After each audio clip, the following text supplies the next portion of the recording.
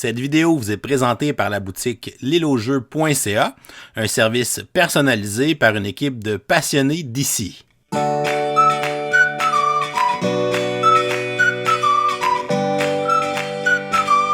bonjour tout le monde, bonjour! Bienvenue dans le coup de cœur du mois de février. Ben oui, vous êtes toujours sur la chaîne du professeur Board Game. Martin Lafrenière qui est ici encore aujourd'hui pour vous donner mon coup de cœur du mois de février 2023. Toujours un honneur de commencer cette vidéo et comme toujours, merci beaucoup David de me permettre de vous offrir dans le fond mon opinion pour mon choix de jeu pour le mois de février.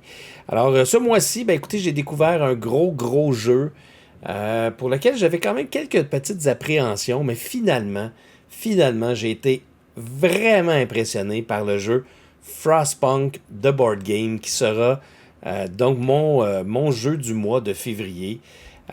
C'est un jeu qui m'a énormément impressionné parce que c'est une super belle représentation du jeu vidéo.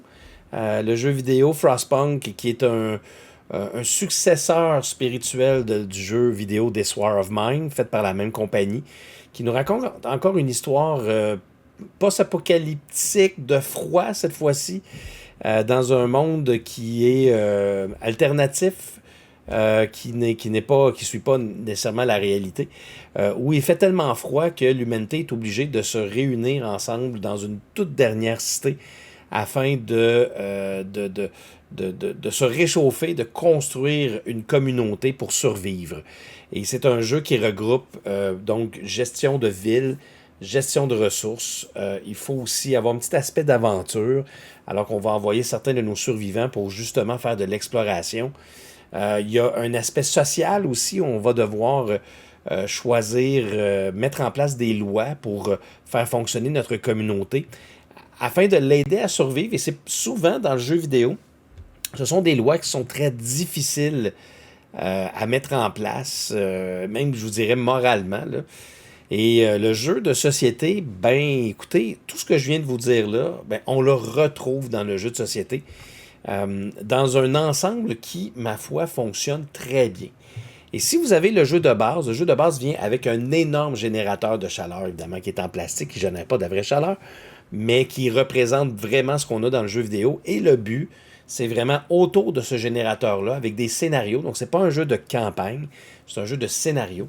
Avec des scénarios, on va donc tenter de bâtir et d'optimiser la construction de notre ville afin d'utiliser le plus la chaleur de notre générateur pour gérer nos ressources, pour construire de meilleures améliorations de notre ville, pour survivre, tout en s'assurant que nos travailleurs, parce qu'il y a 3 types de travailleurs dans ce jeu-là, il y a des ingénieurs, des ouvriers et des enfants.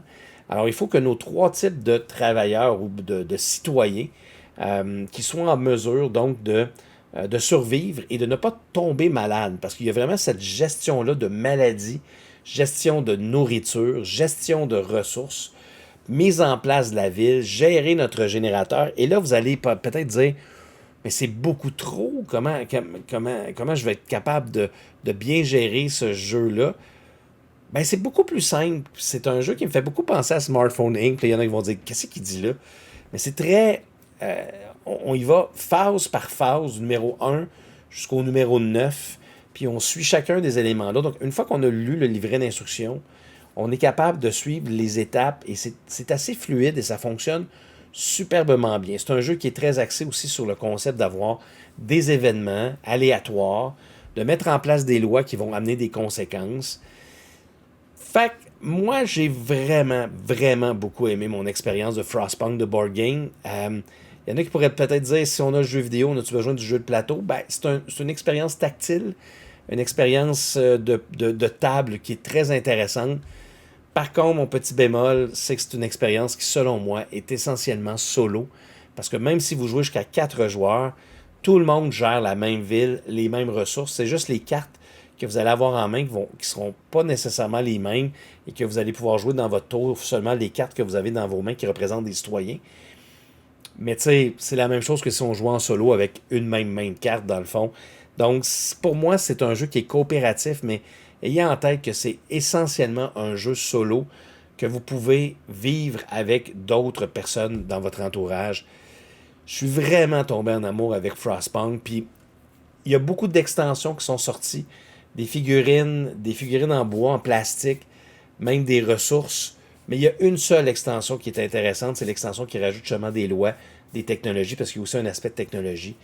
Fait que voilà, vraiment, vraiment beaucoup aimé Frostpunk de Board Game. Je vous souhaite un merveilleux mois de mars, de ce qui reste du mois de mars. Puis on se voit pour le mois d'avril. Hey, bye bye tout le monde. Alors, de mon côté, j'ai été quand même tiraillé quand il est arrivé le temps de regarder qu'est-ce que j'avais joué en février et quel choix je fais parmi ceux que j'ai joués. J'ai joué plus on va dire des vieux jeux entre guillemets, là, pas des sorties récentes qui m'ont vraiment, que j'ai vraiment apprécié. Et j'étais tiraillé, est-ce que je mets Brass Birmingham, qui a en plus atteint le numéro 1 Board Game Geek, si je ne me trompe pas, dans le mois de février. Mais j'avais déjà joué à Lincolnshire, il y a quand même des similarités malgré tout. Et j'y suis allé pour l'expérience que j'avais jamais encore testée, qui est This War of Mine. Désolé pour la mauvaise prononciation. This War of Mine, qui est vraiment une expérience en soi, hein. C'est un jeu où vous allez être dans une guerre civile et vous allez devoir prendre des décisions qui sont pas toujours faciles. Il y a des membres de votre groupe de départ qui vont mourir de faim. Ils vont s'en aller parce qu'ils sont juste plus capables. Il va y avoir trop de misery. Je trouve pas le terme en français, je l'avais, mais là, je l'ai plus. Trop de blessures. Principalement, on va tenter une espèce de cabane, on tente de l'améliorer pour résister au froid aussi, le froid qui est très présent. On va aller explorer dans le village, faire des scavenging, des chasses de nuit, on va dire ça comme ça, pour aller chercher de la nourriture, des équipements pour améliorer notre maison, avoir plus de chaleur, plus d'éléments pour faire fabriquer des outils, fabriquer des armes, se protéger contre les attaques de nuit aussi. C'est un jeu où il y a des aspects, il y a un gros livre avec des petits chapitres qu'on va aller lire, dépendant où on s'en va, et on nous amène à avoir des éléments narratifs. On va apprendre sur le passé des personnages aussi. C'est un jeu qu'il faut se mettre bien dans le mood pour bien vivre le jeu. J'ai fait une première partie, première campagne sur deux soirées.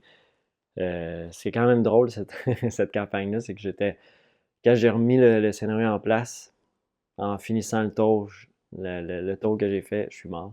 J'ai tout perdu. Fait que j'ai vraiment tout remis en place pour à peu près 5 minutes de jeu. J'étais comme, ah bon, je savais pas trop ce que je m'en allais. C'était ma première partie. Fait que là, la deuxième que j'ai commencé, j'ai pas encore terminé. Mais encore là, on fait les meilleures décisions, mais c'est vraiment pas facile. On est toujours à court de nourriture. C'est pas évident, puis c'est pas évident de construire aussi dans notre maison. Ça nous prend des actions. Bon, on a souvent peu d'actions parce que nos personnages sont malades, ils ont faim, etc. Fait que c'est un jeu pas facile, mais l'expérience est assez incroyable de vivre ça. Si vous êtes déprimé, jouez pas à ça. Mais sinon, c'est quand même très intéressant. Donc, c'est mon coup de cœur du mois de février 2023. C'est This War of Mine.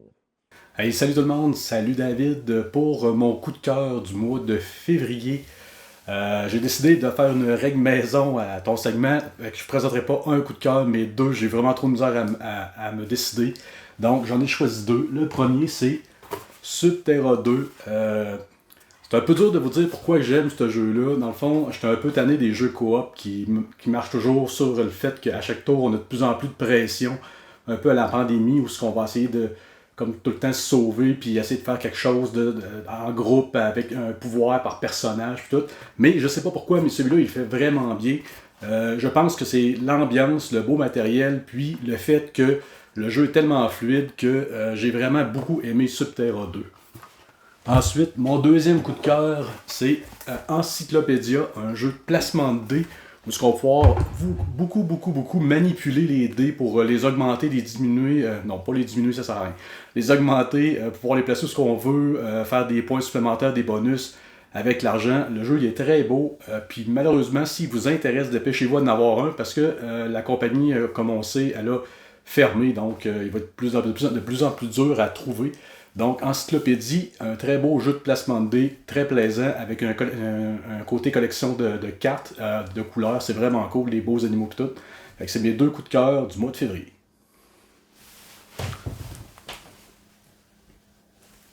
Oh, by the way, ça va sûrement pallier pour le fait que mes 2 coéquipiers ne feront pas le coup de cœur encore ce mois-ci. Bonjour tout le monde! C'est un autre Martin de la Société des Jeux. Aujourd'hui, je suis inclus dans le segment du coup de cœur de Professeur Board Game. Je veux remercier David de m'avoir inclus dans leur coup de cœur. Pour le mois de février, j'ai joué à 63 jeux, dont 12 nouveaux jeux que je n'avais jamais joués. Et mon coup de cœur, c'est un jeu que j'ai joué 5 fois le mois passé. Je dirais 5 fois en 2 semaines. Et mon coup de cœur, c'est Clank Catacombs, la dernière opus de Clank, qui a beaucoup de changements. Le jeu à la base reste le même, mais il y a beaucoup de changements dans le jeu. Un des plus gros changements, c'est le plateau.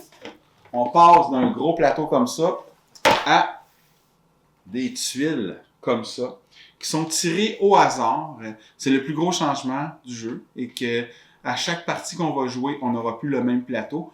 Donc, on ne peut pas nécessairement faire de stratégie après avoir joué genre 120 parties à ce jeu. J'arrive à un jeu qui, à toutes les parties, les tuiles vont être différentes. Donc, à chaque tour de jeu, si on se déplace dans une nouvelle zone, on doit tirer une tuile et on décide comment on va placer la tuile. Ce qui fait qu'à chaque partie, le jeu va être différent. Et c'est une des subtilités qui a été changée dans le jeu. Dans le jeu, il y a des tuiles aussi avec des fantômes. Quand la tuile fantôme va arriver, on va récupérer un cube blanc. Un peu que si vous connaissez Clank in Space, c'est le même principe que les cubes rouges dans Clank in Space. Ils vont se retrouver dans le sac. Et quand on va tirer des cubes du sac, et qu'un cube blanc va être retiré, tous les joueurs vont subir une blessure. Et ça fait accélérer le jeu assez rapidement. Et quand quelqu'un meurt, la partie s'arrête et on continue jusqu'à ce que les autres joueurs, tout le monde est sorti. Et dans ça, il y a des nouvelles subtilités. Il y a des tuiles portails qu'on peut se téléporter sur un autre portail qui serait déjà sorti. Et on a des lockpicks qui vont nous permettre de libérer des prisonniers, d'acheter des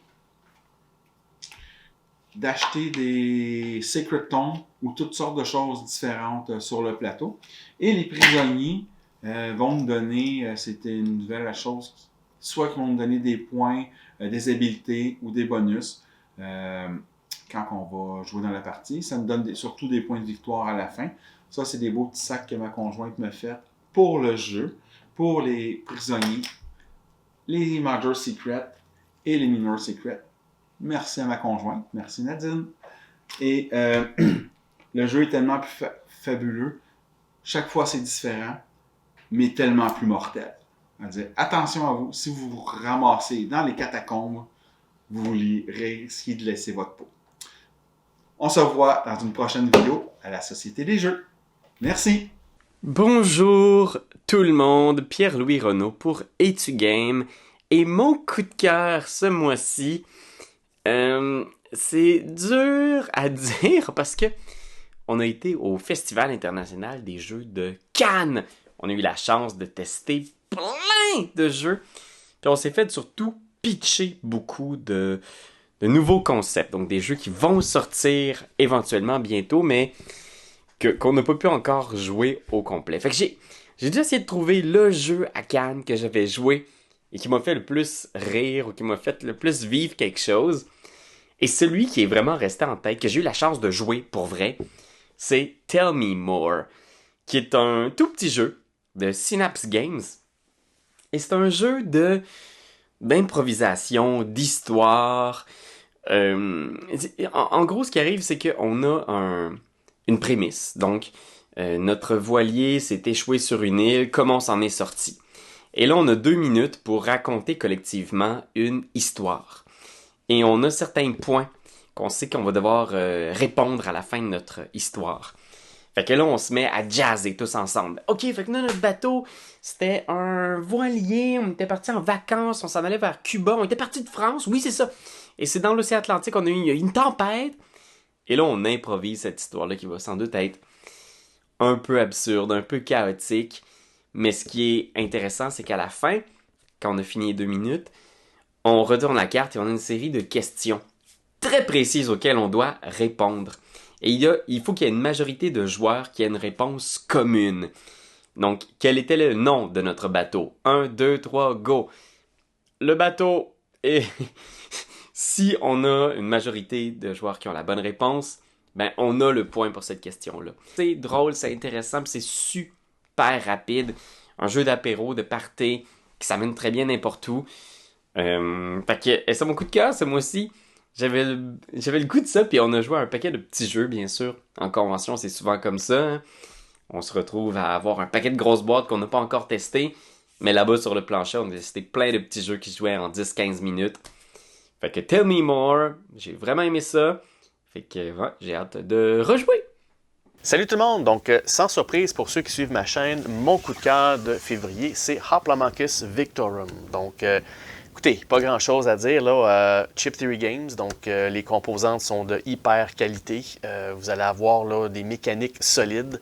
Des décisions tactiques à prendre à tous les tours que vous allez jouer vont être très difficiles, très déchirantes, puis très là, logiques.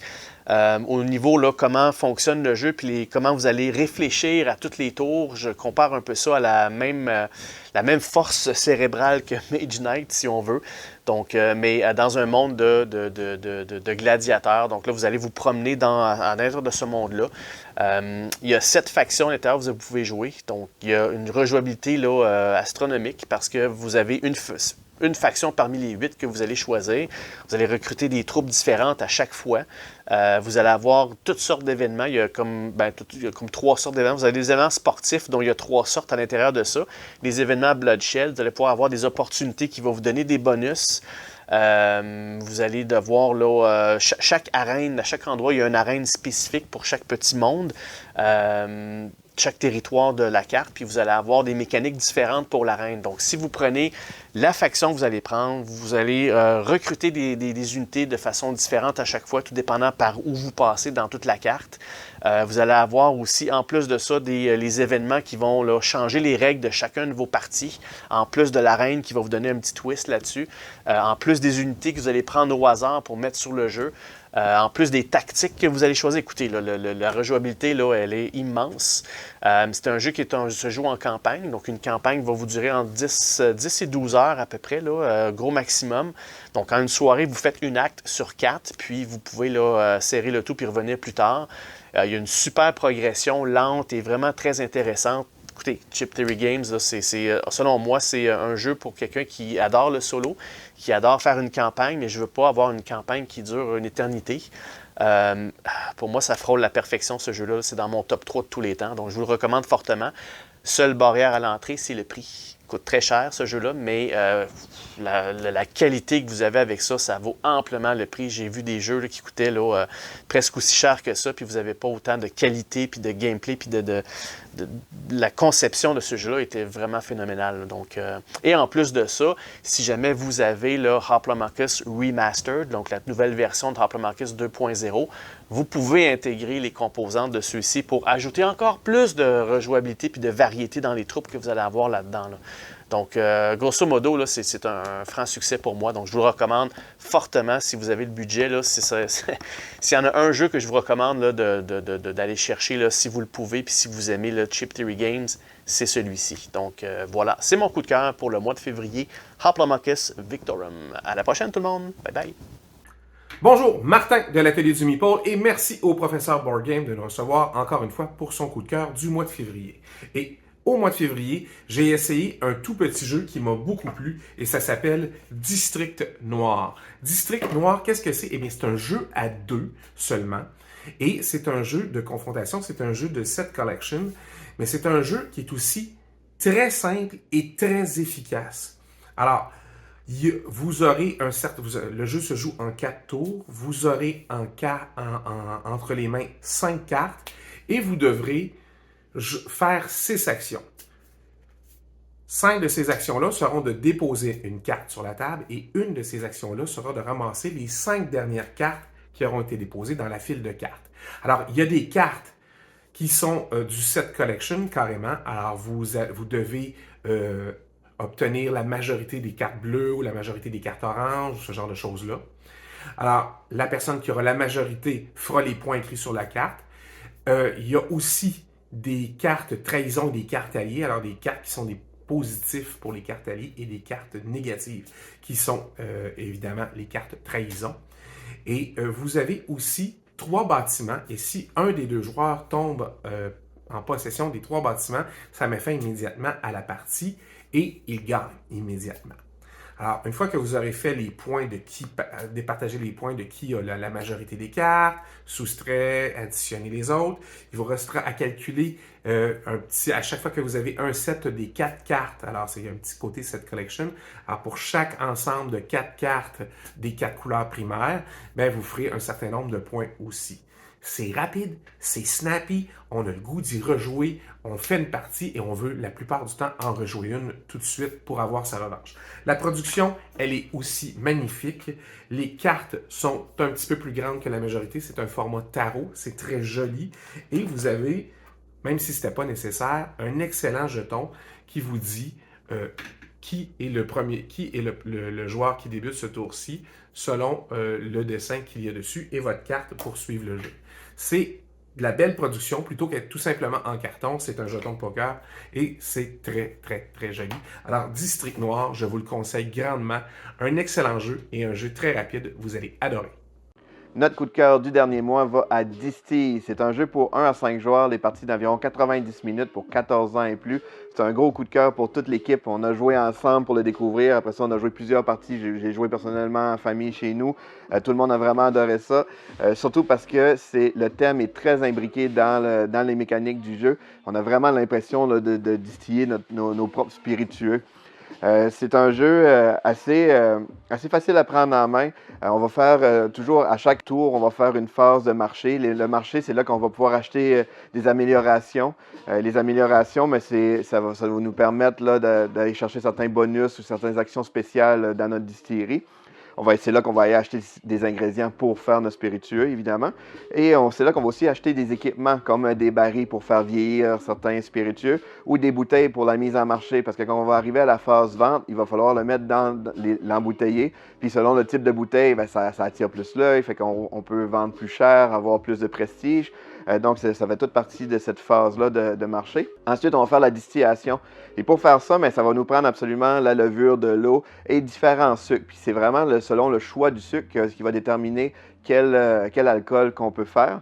Et chaque carte sucre qu'on va avoir dans notre jeu, mais c'est des cartes d'alcool qu'on va mettre, un peu comme dans le procédé normal, c'est le sucre qui génère l'alcool. Quand on est prêt à faire la distillation, c'est qu'on mélange toutes nos cartes ensemble, on les brasse. Puis comme la vraie distillation, c'est que le premier jet est toxique, fait qu'il est retiré du procédé. Et la queue aussi, elle a souvent une odeur désagréable, fait qu'elle est retirée aussi. Puis les deux là sont récupérés, sont coupés, c'est récupéré dans d'autres distillations. Puis dans le jeu-là, pour représenter ça, c'est que quand on met tous nos ingrédients ensemble, on les brasse, on va retirer la carte du dessus qui se trouve être comme le premier jet et la carte du dessous qui se trouve être comme la queue. Et ces cartes-là, mais ne feront pas partie réellement de notre spiritueux. Fait que ce qui va rester, ça fait un petit côté prise de risque parce que ce qui va rester dedans, selon les sucres qui va rester, mais c'est ça qui va déterminer quelle recette qu'on peut faire. Puis les recettes, il y en a vraiment plusieurs et il faut les acheter avant, préalablement aussi. Là, fait que c'est dans les choix stratégiques qu'on va pouvoir faire. Puis selon ce qu'on réussit à faire, mais là, on va pouvoir le vendre pour faire des points de prestige et faire de l'argent qui va nous aider à acheter plus d'ingrédients, des meilleurs équipements pour toujours mieux performer. Ce qui est le fun du jeu aussi, c'est qu'il y a beaucoup de rejouabilité, c'est qu'il y a énormément d'alcool disponible. Fait que il y a plusieurs plateaux qui vont déterminer chaque recette que les joueurs peuvent faire. Et les plateaux-là, ça va de A jusqu'à H. Fait qu'il y en a vraiment plusieurs. Fait que selon le plateau qu'on choisit, ça va déterminer les alcools présents dans le jeu. Et aussi, on va avoir chacun un personnage avec des pouvoirs asymétriques. Fait que chaque personnage a sa petite recette spéciale qui donne beaucoup de points souvent. Et avec un ingrédient spécial aussi qui a une petite fonction particulière. Donc c'est un très bon jeu. Comme je disais, c'est un jeu qui est très stratégique, mais vu que le thème est tellement bien impliqué dans le jeu, tous les choix sont logiques, les séquences d'action sont logiques, donc ça fait un jeu très, très fluide. Donc c'est Distille. Salut les gamers, Sam de Board Game Duel. De retour pour les coups de cœur du mois, et ce mois-ci, mon coup de cœur, c'est le jeu Warpgate Beyond, qui est en fait la deuxième édition du jeu. On est allé rebalancer beaucoup de cartes dans le jeu, donc c'est un jeu de type 4X, ou plutôt inspiré des 4X, mais pas tout à fait de ça, dans lequel on va avoir des vaisseaux spatiaux, on va se promener dans la galaxie, aller rechercher des technologies, mettre des colonies sur des planètes pour aller chercher des objectifs qui vont rapporter des points en fin de partie, développer des routes de commerce, et bien sûr, on va pouvoir aussi attaquer les vaisseaux des autres et faire des combats spatiaux avec eux. Le cœur du jeu, en fait, on a un système de gestion de main. À chaque ronde, il va y avoir 4 tours, puis on va avoir 4 cartes à jouer. Puis sur chaque carte, il y a 2 actions possibles. Donc, il y a une possibilité en haut, une possibilité en bas. Puis quand ça vient notre tour, on choisit laquelle des 2 actions on fait avec notre carte. Et sa twist, c'est que plus on attend tard dans le round pour jouer une carte, plus fort va être l'effet. Donc, si on la joue au tour 1, elle va être 4 fois moins forte que si on la joue au tour 4. Et c'est ça, les cartes vont nous permettre de déplacer nos vaisseaux, attaquer les autres et faire toutes les choses que j'ai parlé tantôt. On peut aussi aller améliorer notre deck de cartes de combat, donc qui vont nous donner plus de chances de gagner les combats, d'aller prendre les planètes des autres, puis les empêcher de scorer leur objectif.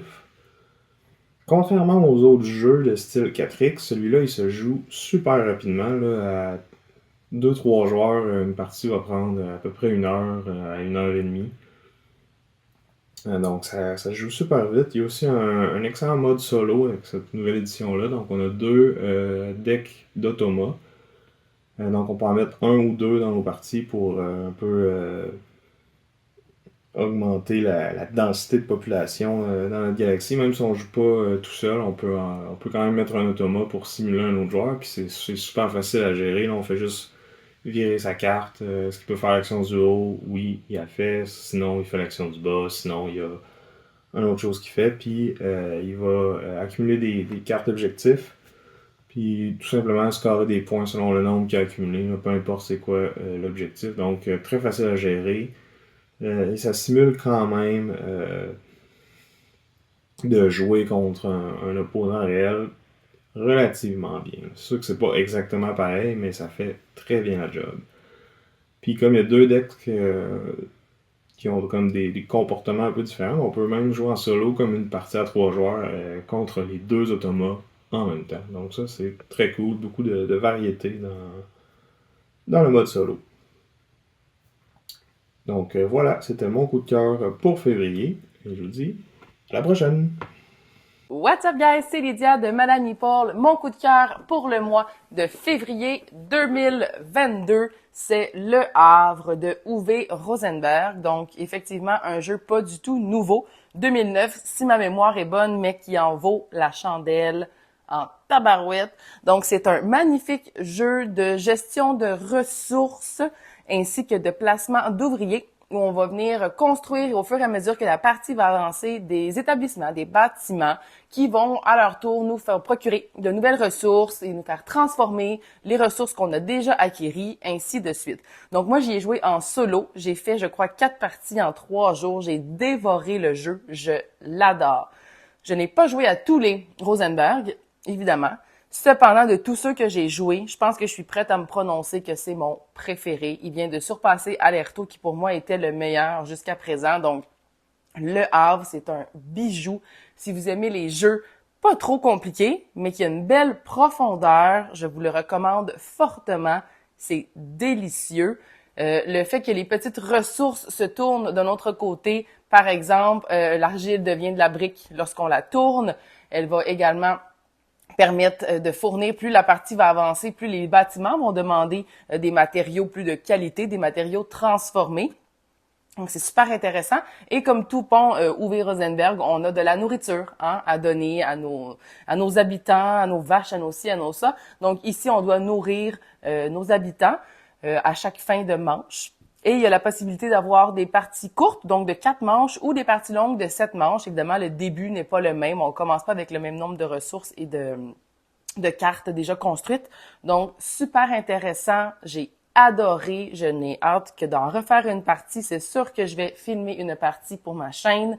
Allez voir ça si c'est quelque chose qui vous intéresse. Bref, Le Havre, Uwe Rosenberg, ce jeu pour 1 à 5 joueurs que je recommande fortement. Sur ce, merci beaucoup de l'invitation, comme à chaque mois. Je vous dis à bientôt les minous et je vous laisse en main avec les autres participants. Salut! Salut tout le monde, c'est Antoine pour Balado Ludique. Pour mon coup de cœur du mois de février, je veux vous parler d'un jeu d'un auteur québécois qui est passé un peu inaperçu, malgré une campagne Kickstarter qui a réussi à amasser plus de 50 000 US en octobre 2021. Je parle ici du jeu Birdwatcher de Zakir Jeffrey, sorti chez Onipress, mais qui a été récupéré par Renegade Games depuis. Dans Birdwatcher, on va jouer des photographes qui veulent prendre les plus belles photos d'oiseaux du paradis. À la base, c'est un jeu de set collection, mais qui va utiliser une mécanique de points d'action. Donc, un beau petit mix de mécaniques intéressant. Vous avez un arbre, comme ceci. Donc, vous avez un arbre en haut et vous avez votre journal de bord en bas. Donc, chaque tour, vous avez 3 points d'action. Vous pouvez courir dans la jungle en faisant du bruit. Donc, qui est ça? C'est la jungle, c'est le marché principal pour faire peur aux oiseaux. Ils vont alors se ramasser dans la clairière, qui est comme un marché secondaire.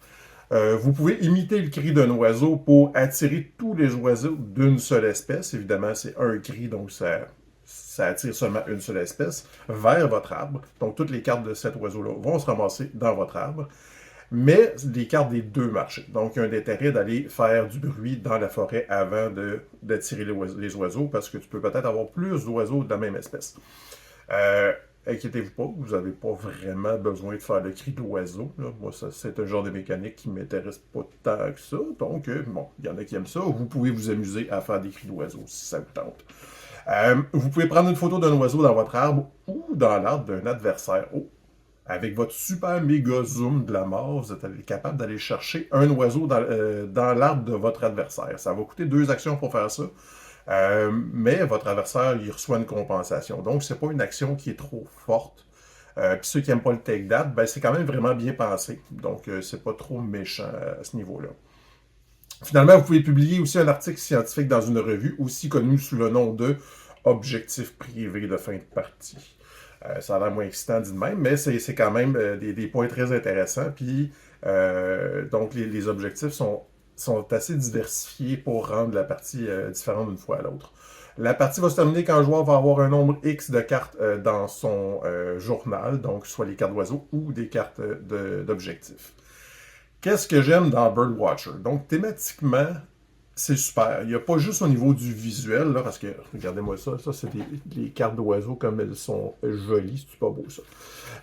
Mais pas juste au niveau du visuel, mais les actions ont tout un sens thématique. Donc, quand tu prends des photos, ça fait du bruit avec ta caméra. Donc, ça fait fuir d'autres oiseaux de ton arbre, ils vont retourner dans la clairière.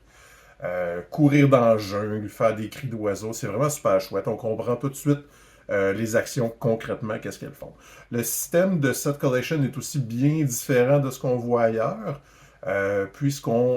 pour faire les points supplémentaires sur les cartes, donc exemple ici, là, donc cette carte-là, si vous en avez une, ça donne 4 points, 2, ça donne 8 points, 3, ça donne 14 points.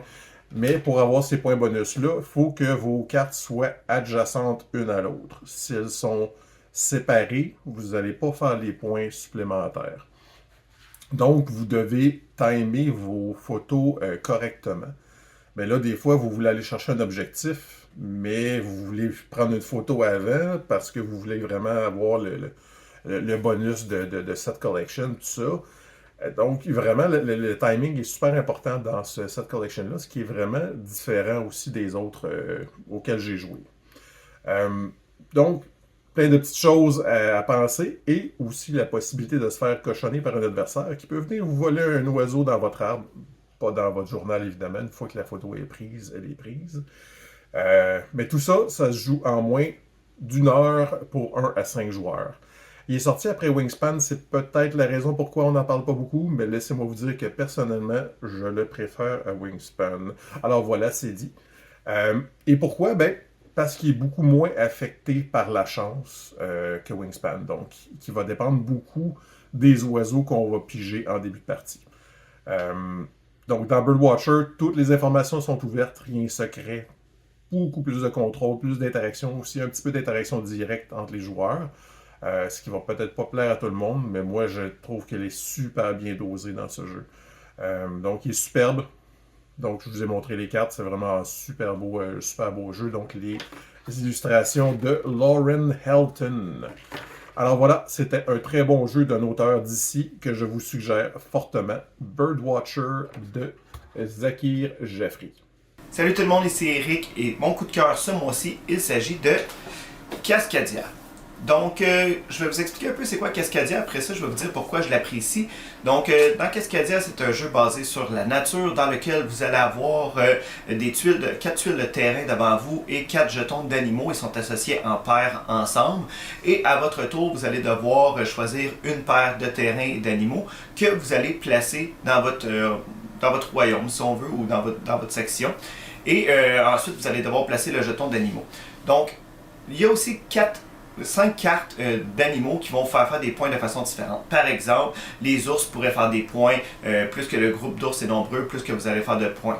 Les saumons, plus que vous avez comme un banc de saumon, plus vous allez faire de points. Donc, chaque sorte d'animal, en fait, va faire des points de façon différente et grosso modo, c'est ça. Vous pigez chacun 20 tuiles et quand c'est terminé, ben, on compte les points. Pour les règles de placement, il n'y en a pas tant que ça. Donc, en fait, c'est que plus que vous allez mettre des zones ensemble, par exemple la zone marécageuse ensemble, ben, plus que votre zone marécageuse est grande, plus vous allez faire de points. Donc, pourquoi j'aime Cascadia? Premièrement, c'est un jeu qui est quand même assez simple à prendre en main. Donc, avec des joueurs un peu plus débutants ou justement, vous voulez le sortir dans une soirée, vous voulez l'expliquer à des nouveaux joueurs, c'est super rapide à expliquer, c'est vraiment très simple. Par contre, malgré cette simplicité-là, il y a quand même un grand niveau de réflexion, donc vous devez vraiment réfléchir à quelle paire vous allez prendre, comment vous allez les placer, voir un petit peu à long terme, espérer des fois, certaines fois, pousser votre luck pour espérer avoir la bonne tuile. Donc ça aussi, là, il y a beaucoup de réflexion et chaque sorte d'animal, en fait, il y a 5 cartes différentes que vous allez piger de façon aléatoire, donc à chaque partie, la façon de faire des points avec les animaux va être différente. Souvent, les mêmes sortes d'animaux vont faire des points de façon semblable, mais avec des règles particulières. Donc, chaque partie est quand même bien différente. Et une partie à deux, là, c'est peut-être environ 45 minutes. Donc, ça joue super bien aussi pour sortir un soir de semaine. C'est très bien. Le visuel, ça me rappelle un petit peu Parks, donc la nature, tout ça, c'est un thème qui me rejoint beaucoup. Justement, Parks est un de mes jeux préférés, donc il y a des aspects aussi qui me rappellent ce visuel-là. Donc je trouve ça super intéressant. Le matériel est bien fait, rien de wild au niveau de la qualité des jetons, tout ça, mais tu sais, c'est bien correct, c'est pas un jeu super dispendieux non plus. Donc selon moi, Cascadia est un bel ajout à faire à votre collection si c'est un thème qui vous rejoint, si vous cherchez des jeux un petit peu plus légers mais qui demandent quand même un certain niveau de réflexion. Donc je vous le remonte comme ça ici parce qu'il est vraiment très beau. Il s'agit de Cascadia. Sur ce, je vous dis merci et on se revoit bientôt. Salut! Salut tout le monde, ça me fait plaisir de me retrouver à nouveau dans la vidéo coup de cœur du professeur Board Game. À savoir que cette fois-ci, je ne suis pas tout seul comme vous pouvez le constater, je suis avec Éloi. Salut Éloi, ça va? Salut! Ouais, t'es content d'être là? Ouais. Ouais, cool. Je suis content. Super.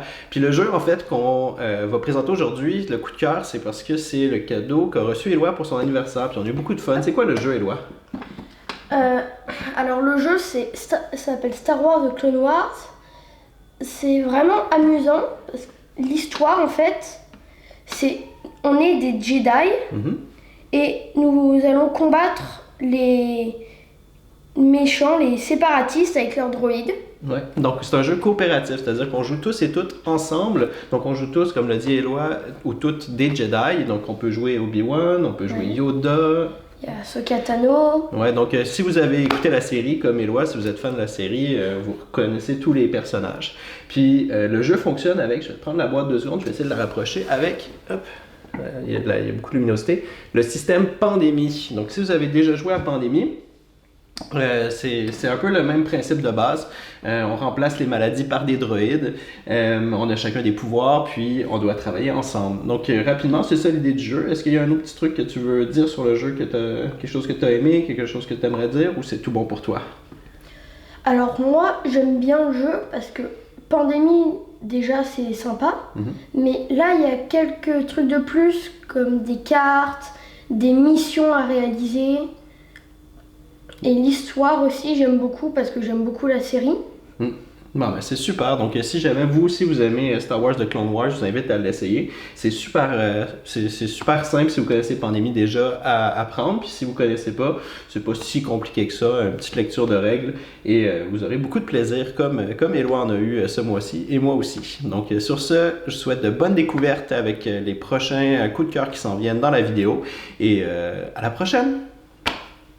Bonjour, mes petites luzernes mal à manger, c'est Vince, j'espère que vous allez bien et merci à Dave de m'accueillir dans ton coup de cœur du mois de février 2023 et la palme d'or de ce mois-ci pour ma part revient à ce petit jeu-là qui s'appelle The Rich and the Good, sûrement que vous en avez pas entendu parler, encore une fois c'est un vieux jeu, mais pendant des années, il était seulement disponible en allemand, les copies se vendaient seconde main là à des prix vraiment incroyables, mais on va avoir une nouvelle version en anglais provenant de Ares Game qui sort bientôt. Alors, j'avais envie de me procurer une copie et je l'ai faite. Et c'est un jeu extraordinaire. C'est un jeu qui est pas très complexe, un jeu économique où, bon, quand on regarde ici, vous avez des ressources. Ces ressources-là, vous pouvez en acheter ou en vendre. Et au cours de la partie, ben, les valeurs vont augmenter, ce qui fait en sorte qu'à un moment donné, ben, à la fin, on peut obtenir plus d'argent et celui qui a le plus d'argent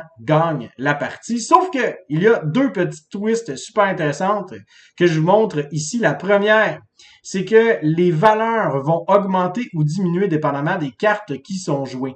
Et chaque joueur qui sera assis entre deux différents chevalets vont choisir une carte chacun de chacun des chevalets et va augmenter ou diminuer la valeur des ressources. Donc, on a un peu une information cachée et ça, c'est super intéressant parce que justement, ça nous amène à devoir regarder qu'est-ce que les autres joueurs achètent et pourquoi est-ce qu'ils font augmenter ou diminuer la valeur d'un certain élément. Et non seulement ça, je vous ai dit tantôt que celui qui a le plus d'argent gagne, mais c'est pas tout à fait vrai parce que on est dans une époque où est-ce qu'il faut investir de l'argent à l'orphelinat dans des bonnes causes et on va investir des ressources dans cet orphelinat-là, mais le joueur qui a investi le moins d'argent en fin de partie va perdre. Oui, vous avez bien entendu, parce que on peut pas juste être un malfrat qui veut juste faire de l'argent. Il faut aider aussi les gens dans le besoin. Superbe jeu qui dure 45 minutes, un excellent jeu là en fin de soirée. Je trouve que c'est un jeu qui va bien présenter aussi des principes de mécanique économique. Je vous encourage fortement à aller voir ce jeu-là qui va sortir très bientôt en magasin. Pas très cher non plus, mais sur ce, je vous remercie beaucoup et je vous souhaite à vous et vos amis un bon jouage. Bonjour à tous, c'est Marion de la chaîne Je vous explique les règles. Merci David de m'avoir invité une fois de plus dans ce segment, ce qui me permet de vous présenter mon coup de cœur du mois de février, qui est le grand, l'incontournable, Tiletum. Tiletum, c'est un gros jeu de style euro, salade de points, c'est-à-dire que vous avez énormément de choses à aller explorer pour pouvoir faire des points en fin de partie. Le pitch, c'est que vous êtes un marchand en quête de gloire dans l'Europe médiévale. Vous allez donc parcourir le vieux continent avec votre marchand et votre architecte qui vont chacun vous aider à vous établir, à participer à la construction des cathédrales des différentes villes. Évidemment, chaque action vous rapportera des points d'une manière ou d'une autre. Tiletum a ce petit quelque chose qui le rend unique, c'est-à-dire qu'à chaque début de tour, vous allez sélectionner un dé sur une roue. Chaque dé va être associé à une action. Si vous prenez un dé élevé, vous allez obtenir beaucoup de ressources, mais en contrepartie, vous aurez très peu de points d'action de l'action associée. Il existe donc 6 actions différentes qui vont chacune vous permettre de faire des choses différentes. Il va falloir créer des alliances avec des familles, il va falloir développer votre présence sur la carte afin de participer à des fêtes qui ont lieu à chaque fin de manche. Ça va vous permettre de scorer énormément de points, donc il faut vraiment pas hésiter à se jeter sur ces villes-là.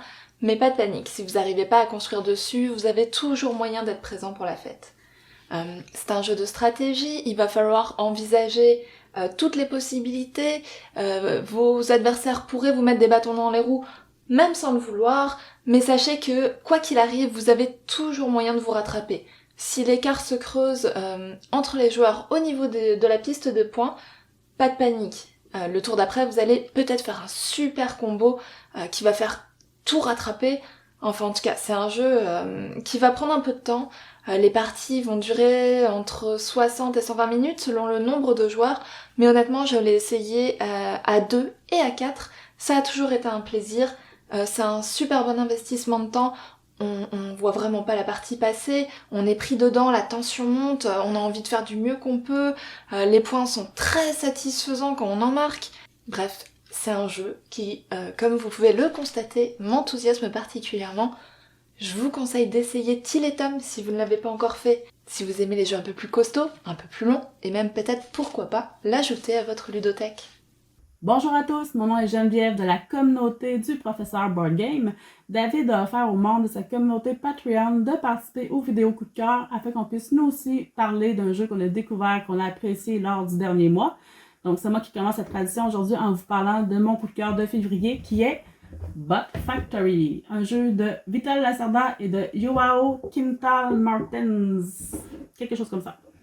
Donc, Bot Factory, c'est un jeu de pose d'ouvriers. On est dans une usine de construction de robots et on devra gérer l'ensemble de l'usine pour réussir à créer les robots qui sont demandés dans différents projets et même remplir des contrats. Le but, bien sûr, est de faire le plus d'argent possible. On est surveillé par la tannante Sandra, qu'on connaît aussi dans le jeu de Kanban Eevee de Vital Lacerda. Donc, Sandra, c'est la directrice de l'usine qui va venir nous mettre un peu des bâtons dans les roues des fois et bloquer certains emplacements. Donc, le jeu se découpe en 4 phases sur le plateau. Alors, on a une phase avec la gestion des pièces, une phase d'assemblage des robots, on a une phase pour la gestion des projets et une section pour les finances et la gestion des contrats. Donc, c'est un jeu qui est vraiment facile et simple à apprendre. On a un livre de règles environ d'une dizaine de pages qui aurait même pu être plus court que ça parce qu'il y a beaucoup de zones aérées dans le livret, mais il est vraiment très facile à lire et à apprendre. Après quelques tours, c'est l'avantage du jeu. On maîtrise facilement les règles. Et je suis assez étonnée de voir la différence entre Weather Machine et Kanban Eevee et Bot Factory au niveau de la simplicité. Monsieur Lacerda a réussi à simplifier le jeu au maximum. On ressent toujours le style de l'auteur, mais il a réussi à simplifier les règles au maximum. Il n'y a pas de micro-règles. C'est facile à apprendre, c'est facile à retenir aussi. On n'a pas à revenir au livret très souvent lors de la première partie. Donc, c'est très différent des jeux qu'on connaît de Vital Lacerda. J'ai entre autres ici de mon côté Weather Machine qui est beaucoup plus complexe à maîtriser. Le cerveau fume bien quand on apprend ce jeu-là, même qu'on veut le ressortir. Alors que Bot Factory, je peux le ressortir n'importe quel soir de semaine, l'apprendre avec des nouveaux joueurs et tout, puis ça serait facile de revenir dans les règles et de l'apprendre et de l'apprécier. Donc c'est un des avantages du jeu que je trouve présentement. Il est facile et accessible d'approche. Tout en ressentant quand même le style de l'auteur, donc c'est vraiment intéressant comme jeu. Beau matériel aussi avec des cartoons, avec un visuel style cartoon qui est vraiment intéressant. Le matériel est super le fun aussi avec des pièces de robots en bois, exemple, qui sont imprimées. Les pièces de robots aussi sont belles, sont un bon carton assez épais. Donc, somme toute, la production est super intéressante. On aurait aimé par contre que les pièces de l'usine puissent s'emboîter et non juste se coller d'un côté de l'autre. Ça fait que des fois que le jeu bouge un peu sur la table, c'est tannant un petit peu, des fois les pièces peuvent se déplacer. Mais sinon, au niveau de la qualité de production, on est là aussi avec un insert qui permet de bien ranger le jeu dans la boîte, avec un prix quand même aussi beaucoup plus accessible que les gros jeux connus comme Weather Machine. Donc pour moi, Bot Factory, c'est une belle découverte. Seul petit ombre au tableau, je ne sais juste pas si à long terme, au niveau rejouabilité, ça va être intéressant. Parce qu'on revient vite aux mêmes actions, aux mêmes réalisations. Dans le fond, le défi dans le jeu, c'est de réussir à dépasser les autres joueurs et à avoir les pièces avant eux pour pouvoir remplir les contrats. Donc, c'est plus une course qu'un choix stratégique. Donc, je ne sais pas si au niveau rejouabilité, éventuellement, ça pourrait devenir redondant. Mais pour le moment, je trouve que c'est un jeu accessible pour des joueurs qui ne sont pas experts, des joueurs qui vont apprécier ces jeux simples-là pour les soirs de semaine. Donc de mon côté, c'est un très bon jeu que j'ai bien aimé, qui me permet de m'aérer un peu le cerveau aussi à travers des plus gros jeux que j'ai dans ma collection. Donc Bot Factory, qui est un jeu, une belle découverte pour février de mon côté. Je vous recommande de l'essayer. Merci David pour l'opportunité et bonne journée! Salut les gamers, pour ma part, pour mon coup de cœur du mois de février 2023, je vais y aller avec un vieux jeu que j'ai découvert ce mois-ci, donc étrangement je n'y avais jamais joué et je l'ai découvert sur Board Game Arena, donc j'ai pas joué que la version physique du jeu. Il s'agit de It's a Wonderful World. Oui, je n'avais jamais joué à ce jeu jusqu'à ce mois-ci et d'ailleurs un gros merci à Marion qui me l'a présenté sur Board Game Arena et on a fait quelques parties ensemble. Donc vraiment une belle découverte, un jeu que j'avais pas eu le temps d'essayer, qui a glissé un peu dans les cracks lors de sa sortie parce qu'il a quand même fait beaucoup de buzz à l'époque. Donc c'est un jeu de draft de cartes et de construction de engine, donc engine building en fait. On va choisir des cartes à tour de rôle et après ça on va devoir décider avec nos cartes si on veut essayer de les construire, donc elles vont demander un certain nombre de cubes de ressources, ou bien si on veut les défausser pour pouvoir les recycler et utiliser la ressource immédiate qu'elles vont donner, qui va nous permettre évidemment de construire d'autres cartes. Quand on a réussi à placer tous les cubes qui sont demandés par une carte, on va la construire dans notre cité, puis que là on va gagner son bénéfice qui est généralement de nous donner justement d'autres cubes de ressources, puis on a comme 5 couleurs de cubes de ressources et on va aussi les gagner tout le temps dans le même ordre. Fait que là, il faut essayer d'organiser ça de façon à optimiser notre engin, ce qui est très intéressant comme système. Puis on a aussi des cartes qui sont des objectifs de fin de partie. Donc quand je vais réussir à construire telle carte, elle va me donner tant de points selon telle sorte d'icône que j'ai réussi à construire dans mon tableau personnel. Fait qu'il y a vraiment beaucoup de synergie à développer avec les cartes, ce qui est toujours intéressant. Puis j'ai beaucoup aimé la tension qu'on ressent dans le draft de cartes, parce qu'à la fois les cartes, on les veut pour les construire, mais aussi on les veut pour les recycler. Donc c'est tout le temps des choix un peu déchirant de commencer par choisir nos cartes, puis après ça, de décider lesquelles on veut construire et lesquelles on veut recycler pour les utiliser immédiatement. Fait que c'est vraiment un beau casse-tête, un beau engine building qui est vraiment simple niveau règles, mais qui a vraiment une belle profondeur stratégique. Donc pour moi, ça a été vraiment une belle découverte de It's a Wonderful World, un jeu que même s'il y a quelques années derrière la cravate, est encore intéressant à découvrir aujourd'hui. Donc, et voilà, c'est tout pour aujourd'hui.